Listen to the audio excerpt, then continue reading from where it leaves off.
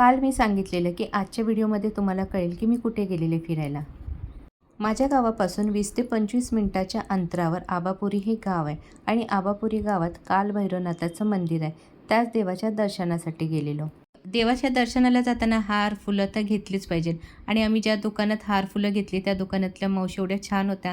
त्यांना जेव्हा कळलं की आम्ही त्यांचा व्हिडिओ घेतोय तेव्हा त्यांची खांद्यावर पदर घ्यायची घाई.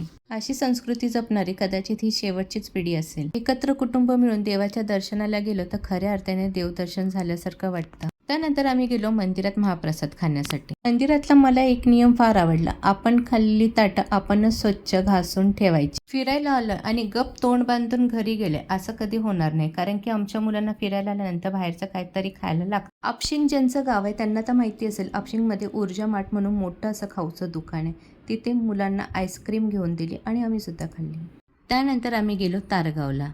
माझ्या आईची लहानपणाची मैत्रीण नंदा मावशी तिच्या घरी गेल्यानंतर तिने आम्हाला चहा बिस्किटाचा नाश्ता दिला आणि माझी आईची आणि तिची खरं तर खूप धावती भेट झाली. रविवारचा आमच्या गावचा देशमुख नगरचा बाजार असतो. देशमुख नगरला कपड्याचं खूप मोठं दुकान आहे. तिथे माझ्या जाऊबाई काम करतात आणि त्यांच्या दुकानात मी 2-3 ड्रेस पण खरेदी केले. आठवडी बाजारात तर भाज्या ताज्या मिळतातच, पण माझी आई भाज्या व्यतिरिक्त आणखीन एक गोष्ट आवर्जून बाजारात गेली की तिने काय घेतलं हे तुम्हाला कळलं असेल तर मला कमेंट्समध्ये नक्की सांगा. घरी आल्यानंतर आमच्या घरी होता आकाडी कोंबडा करायचा कार्यक्रम. मी लागले स्वयंपाकाच्या तयारीला आणि माझी सासू आणि माझी आई बाजारातून आणलेल्या भाज्या साफ करून ठेवत होत्या.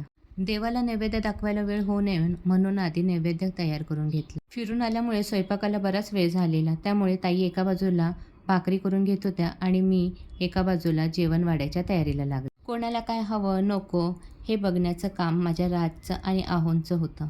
मोठी माणसं जेवून झाल्यानंतर बसली मुलांची पंगत, मुलं जेवून झाल्यानंतर बसली बायकांची पंगत. सकाळी फिरायला गेल्यापासून ते रात्रीच्या जेवणापर्यंत असा गेला माझा अख्खा दिवस. आणि एकतर राहिलंच सांगायचं, ही व्हिडिओ दिसते ना, ही माझी पुतणी आहे. तिचा पण यूट्यूब चॅनल आहे दीपिकाच रेसिपी. एकदा तिच्या चॅनलला व्हिजिट करा आणि तिला सबस्क्राईब करा.